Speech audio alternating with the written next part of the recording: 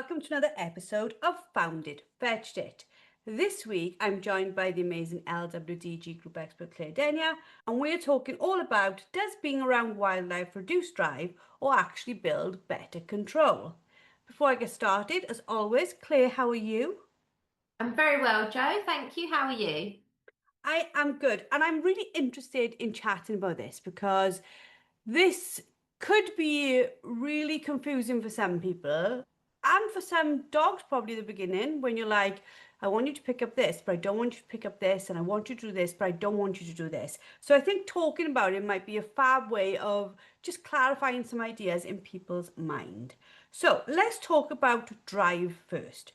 Drive isn't like this little fragile thing that if we do something, we're going to take all their drive away, is it? Unless we do something pretty dramatic, drive is an inherent trait. Yeah, so different dogs and different breeds of dogs and different personalities of dogs will have different drives, different innate behaviors. And of course, so let's take retrievers, within retrievers, you're going to get varying dogs of different levels of drive.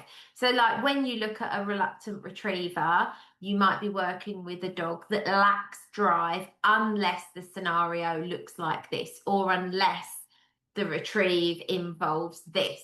And with spaniels, you'll get spaniels that we call real hard hunting spaniels, these dogs that really get their nose down and there doesn't need to be real scent.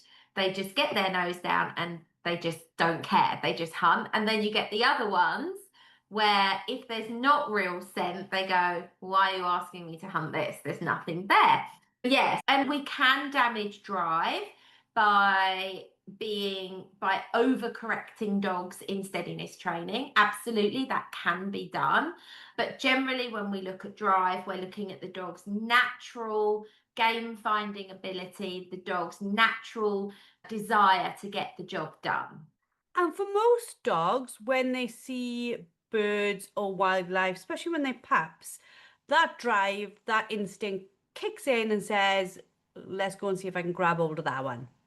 Yeah, absolutely. Puppies see things and they're like, yay, something to chase. And so it takes a lot of steadiness and self-control training to teach a dog appropriately when they can and can't chase. And there are certain things that is never going to be okay for your dog to chase, like livestock. We never want our dogs to chase livestock. So we have to start to teach the dogs how to differentiate between the things we want them to chase and the things we don't, and when we want them to chase and when we don't want them to chase. So that's all part of the education. And I suppose part of the conversation around this as well is when a dog is out on an estate doing a job, we had this chat beforehand when we were like planning this.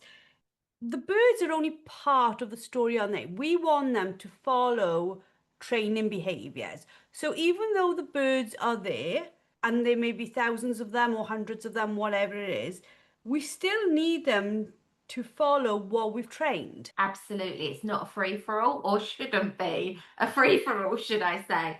So if you look at a dog in the beating line, you look at, the predominantly you're going to get spaniels or smaller Gundog breeds in a beating line. Yes, we do have other breeds in the beating line at our shoot.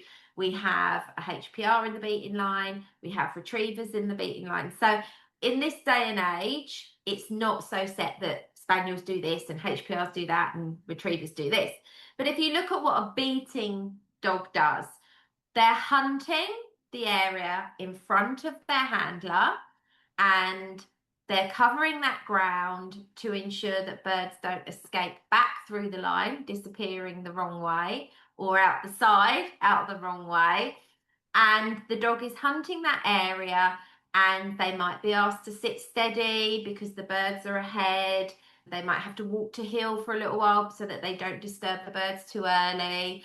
And then at certain points, they'll be let to go forward and push the birds so that they flush the birds. But it's all very controlled. It's not just a free-for-all, let the dogs go wild and hunt the area and birds coming out left, right, and centre and them chasing them. It's not like that at all. And when you're picking up, depending on the shoot that you work on, there is different shoot etiquette for different shoots. But generally, rule of thumb is usually along the lines of when them birds are hit, if they are pricked or wounded and injured, they need to be picked straight away. But otherwise, the dog is sitting very steady, marking those areas of fall, and then picking them. So it's training, it's controlled. It's not just dogs running around like lunatics chasing birds. And they have to learn as well. And I have this conversation with clients all the time. And when some of my clients come and join the shoot for the first time, it's part of the education, is that the dogs have to learn to distinguish between the birds that are injured, wounded, or shot dead, and ones that are live and kicking and are not to be touched. And that's part of the training as well. We don't touch those birds, but we do touch these birds. And so that's all part of the training. Yeah, because I suppose for a lot of people, they're only understanding to a certain extent of hunting if they've not been around the sport. Maybe something like years ago with fox hunting, where there was a group of dogs chasing the prey. So they may quite understandably and appropriately think that's what goes on. But in fact, chasing a bird is like the least thing we want the dog to do, unless, of course, in those scenarios you've suggested, we really want them to be waiting for our control. It's actually a control exercise, a control skill, isn't it?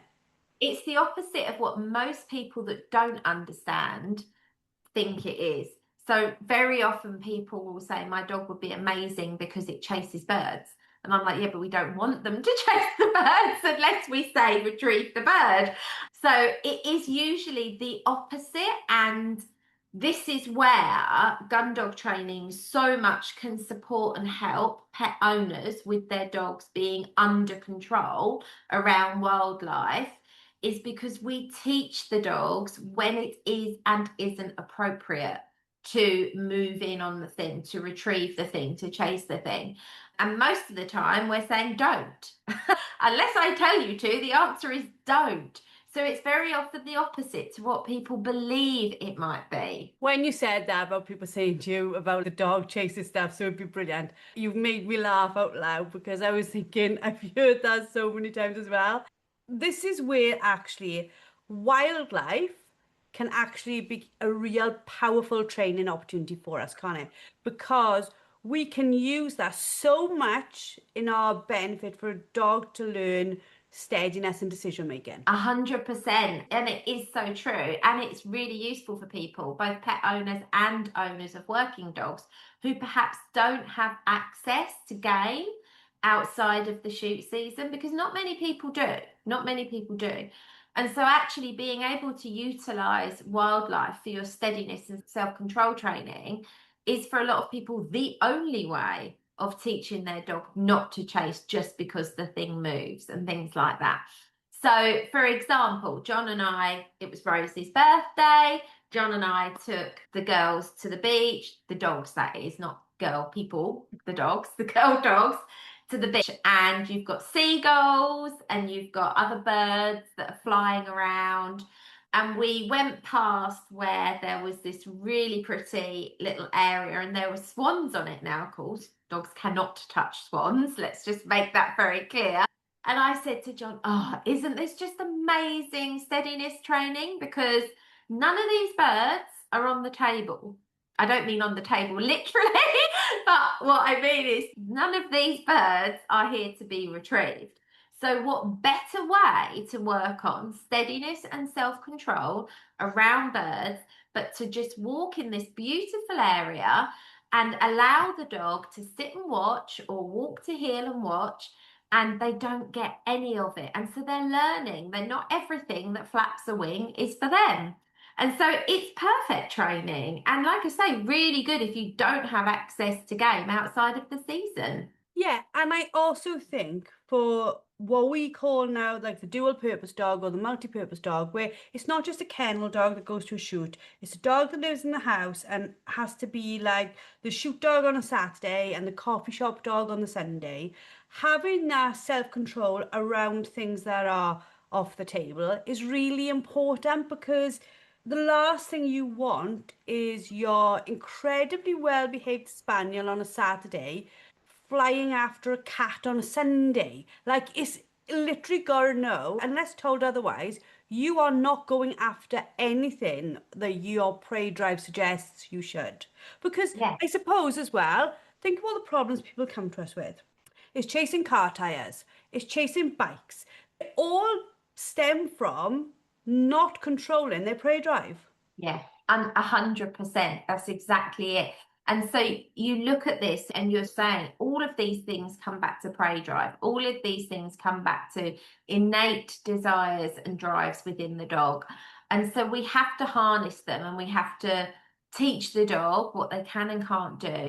And yes, sometimes we have to give them an outlet for those behaviors as well so that we don't get behavioral problems creeping into other areas of the dog's life. Because very often for me, when I'm working with a dog who has, for better word, reactivity issues, whatever that reaction looks like, whether it's frustration, whether it's overexcitement, whether it's anxiety, a lot of these behaviors that are creeping into the dog's everyday life are generally because that dog isn't being given fulfillment and isn't being given an outlet for drives that are so deeply rooted. And so it wants to chase the car, it wants to chase the cyclist or the runner because I need to chase something and no one is giving me an outlet for this.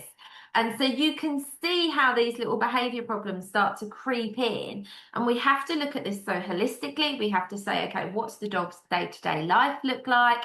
What sort of training do you give the dog? What sort of exercise does the dog get? We have to look at all this and be like, we can train the dog to use those drives in a productive way that also give you a hobby or something you can do with your dog on the walks rather than it come into and leak into everyday life and develop into behavioural problems. We were doing a training session with members not so long ago, and I was talking about the joy I had in seeing young litters because my dad used to breed, so I'd see young litters. But I was also talking about how at 5, 6 weeks old, you could take a pup, roll a tennis ball, and that pup would pick up that tennis ball and try desperately to bring it back to you. And I was thinking, how incredibly amazing is it that at a tiny age, that want to work with you to hunt, to chase, to retrieve, and bring back to you is there. We work so hard on developing that in a really positive environment to become something fabulous. But part of what we do when we go on these countryside walks is say, like you just said, there's a point when we're going to do that really cool stuff, buddy. But when we're out here and we're on a park and there's 52 deer walking past, that's not the time. Correct, yeah. But what you just touched on there is really important because you're bang on. A lot of these behaviors that we do want that are innate to the dogs and build these drives in the dogs, as puppies, they show us that.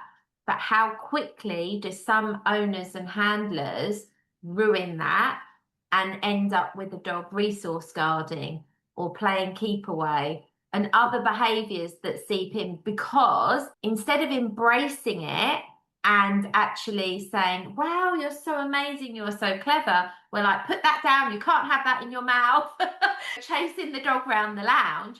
And so we start to create the dog that goes, hang on a minute, I am bred to do this, I was born to do this, you don't like me doing it, where am I going to find an outlet for that? And so you can see how those things that you do in the home with a puppy, which is so just there in the puppy's soul that they want to do it, we destroy that and then wonder why we have problems with the dogs out and about.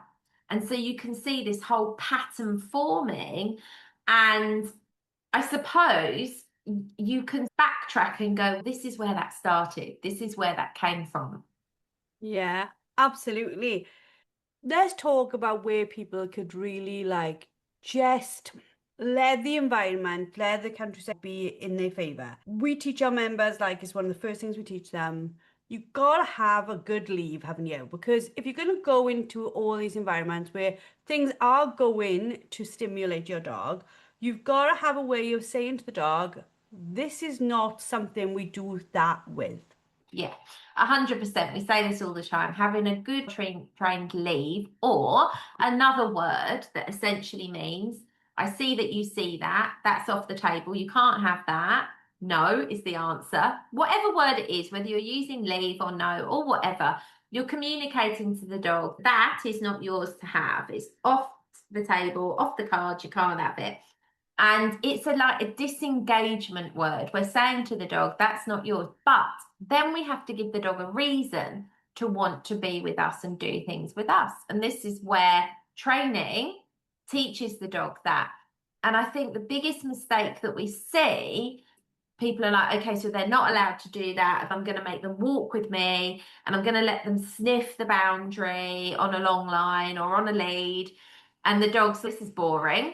And it's give them something good to do. Teach the dog to engage with you in those environments. If we want the dogs to pay us attention in a more distracting environment, when all those other alternatives are there and we're saying you can't have them, we've got to equally give them something that they can do where they're like, actually, that's quite cool. I quite like doing that. Let's do this together. But very often people don't do that and they try so hard. So I'm just going to train the dog at home for the first 6 months. I'm not going to take it out anywhere exciting because I don't trust it.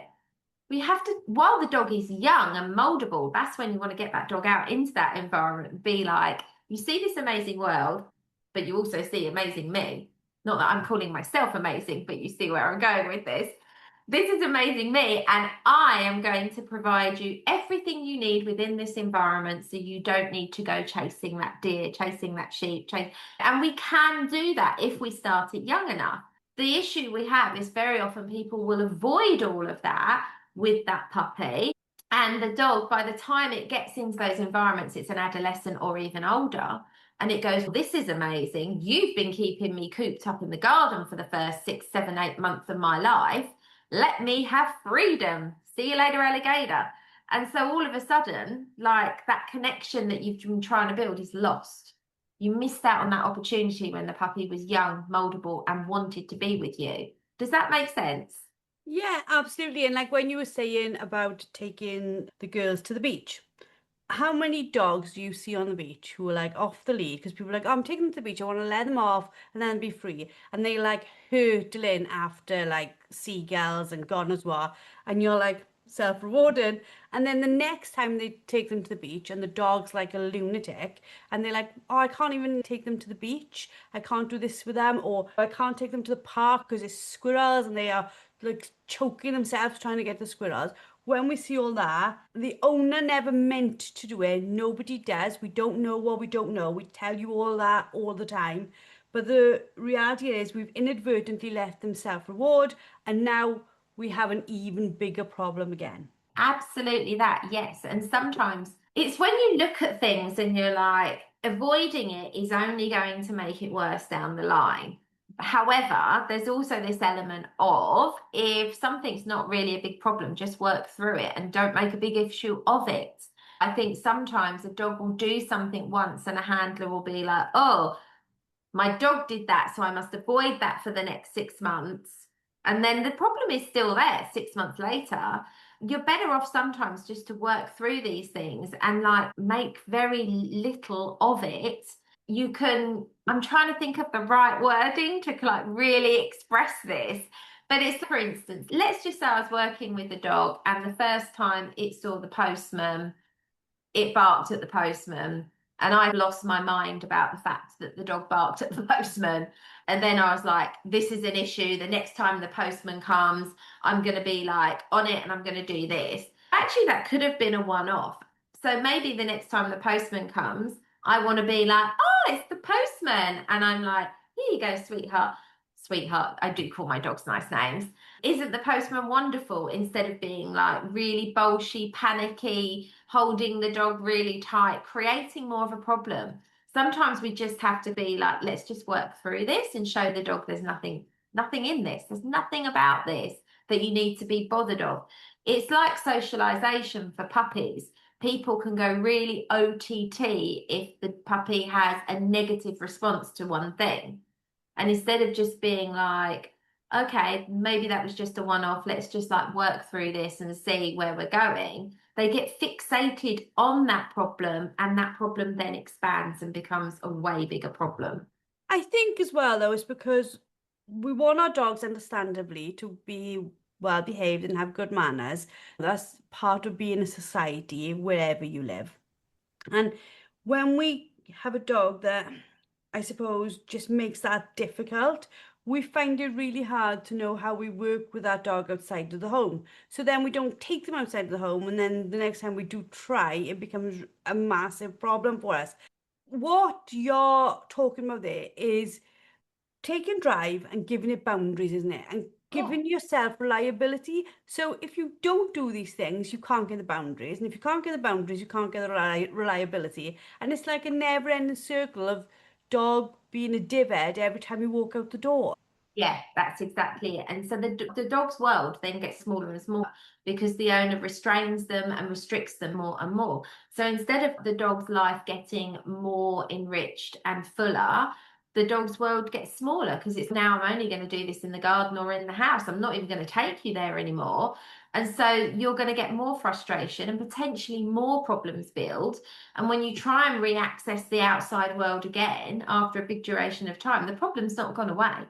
The problem won't have gone away. You've just prolonged it, or the dog's worse because they're like, way, I'm out here again. Where has this been for the last few months? And so the problem has actually now become bigger. And so you've always got to look at everything from safety, training to educating the dog. But training is the thing that will get your dog to behave the way you want it to behave in the environments you want to take it in. Avoiding environments and avoiding training will not achieve that. You have to crack on and do the work. Yeah, because what we're talking about here is like the sensitivity, the maturity, their experience, I suppose, in all environments, all influence they're going to behave, how they're going to be able to generalize in the next environment. And it's that, okay, if we can get them out and get them doing things as we want them to, they will become better wherever we go. And then instead of having a dog that's not loses it, but a dog that's been going to somewhere completely new and getting anxious, it could be. It might not be a drive thing. It might be that the dog becomes really anxious and doesn't want to go into an environment. All those different things that we see across the board. When we get them to be able to go anywhere confidently with these boundaries, like wildlife, country walks, all those things, they become fun again because you're like, I can take my dog literally anywhere in the UK and know that they will have a lovely day. Yeah, that's exactly it. And a really good example, I'll come back to the beach trips. Jeannie, for anyone that doesn't know, she's our youngest and she was diagnosed with elbow dysplasia before she was a year of age. Quite a critical time in her life. She was going lame from 6, 7 months of age. So her world got smaller for a duration of about 6, 7, 8 months because she had surgery, she was then on rest. So she missed out on a big chunk of what was a very critical time in her education.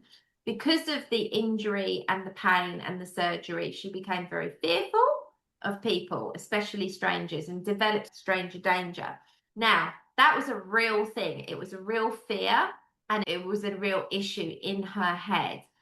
But what happens very quickly with dogs and behavior, if they feel that behavior works, it gets the end result, which for her was if I bark at a person, they back away. That's what she wanted. Even as we were doing confidence building training with her, which was so important because of everything she'd been through, this was obviously after she had recovered from surgery and we were starting to increase her exercise. We had to get her out. That is not a comfortable thing to have to do. To know that your dog needs this and that it doesn't look pretty when it goes wrong because she barks. And as a trainer, you could actually get quite embarrassed and be like, I'm a trainer and my dog is fearful of people because of her experience. But being a trainer, I know that we have to work through this problem. So getting her out there. But what we learned very quickly as she got over fear, it started off, we generalized it with familiar people. Familiar people were no longer a problem. And she'd be like, I love you, and love them so much. But with strangers, especially strangers who suddenly appeared, she would be like, don't know that person. You look a bit intense. You're coming at me. Whoa, go away. But this was no longer fear. It was born through fear, but it was no longer fear. It was a learnt behaviour which needed correcting. So this is when the trained leave, that is not for you, says to the dog, I don't like that behaviour, you need to stop that. But alongside that, all the confidence building exercises and the teaching her that people were not scary. And now she's a dog who she will always have a little bit of stranger danger in her. It's there now. But through training, she's learned. And yesterday she went to the beach. There were people and dogs everywhere, and she was happy go lucky. She barked at one couple with a little cockapoo because she saw the cockapoo, thought it looked amazing and wanted to get to it. It was an excitable bark. And so it's then recognizing that because it was like a high pitch, woo, like this at them. And I was like, oh no, we're not going over there. So now think the scales start to tip the other way, and you're like, oh, now we've got another thing. You can't go play with everybody just because we've now told you not everybody's scary. And, but you're letting that world open back up through training, through education, getting the dog to see these things and having a nice day out. And John was like dead chuffed at the end. He was literally like, she's walked all the way along that beach and back, all these people, and we had one excited little bark. And it's teaching the dog that's not okay. When we went for a coffee at the promenade, I'm going to call it, I think it's a promenade, went and got a coffee. There was one person that spooked her and she was like, woo, and we were like, leave it. And then she's like, oh, okay. And we then say to the person, thank you. Sometimes the way that you respond to the person that the dog has barked at can help them because they're like, oh, you seem to think they're okay. And the dog learns to trust your judgment, and that's really important. And whether you're looking at anxiety or frustration or overexcitement or dogs that want to chase wildlife, the process is pretty much the same. Teach the dog what you want, tell them what you don't want, reward the stuff that they do, and you're going to get there. I'm not saying everything is easy, but you will get there. And I think that's hopefully giving all our listeners confidence. Like, we all have these challenges. To circle back to where we started, because we've covered a lot in this podcast, like quite a lot of like key concepts around dog training. To wrap it up, being out in wildlife, letting them look but not chase, is not going to frustrate them if you are using their outlet appropriately. It's actually going to be good for them, isn't it? Yes, 100%. Utilize what you've got around you to teach your dog appropriate behaviors. And to completely push all those myths out, high drive dogs can cope around wildlife perfectly well because that's what they were actually genetically built for. What we have to do is harness that drive in a way that says this is allowed, this isn't allowed, but only in very rare circumstances are you actually allowed to try to chase something that's alive. Absolutely. Yeah. Fabulous. So, listeners, if there's one thing to take away from this, is that being around wildlife doesn't affect your drive in your dog. It doesn't reduce it. What shapes your dog is what they repeatedly practice and what you consistently guide. Country walks, bird flushing, unexpected wildlife moments, they aren't training setbacks. They are absolutely real life opportunities for you to show your dog that excitement and partnership can exist at the same time. That is the sort of golden star we're all going towards. Your dog's drive isn't the enemy, but as Claire has clearly set out for you, avoiding it isn't going to build the reliability that you think it may. Consistent direction is what's going to build your confident dog, and getting them out into different environments is going to help you too. Like we always say at the LWDG, every dog is different, so teach the dog in front of you. Don't just give that lip service. work out what that actually means for your dog. If today's episode has made you pause and think about where your training is sitting right now, that's a brilliant place for you to start. Progress nearly always begins with awareness. If you've enjoyed this episode and found it fetched it, make sure you're following or subscribed so you don't miss the next one. And if you know someone who worries they're ruining their dog just by getting out on normal walks, send them this episode so they can work out exactly what they need to hear. Until we speak again in a fortnight, keep it simple, and we hope you enjoy training the dog in front of you.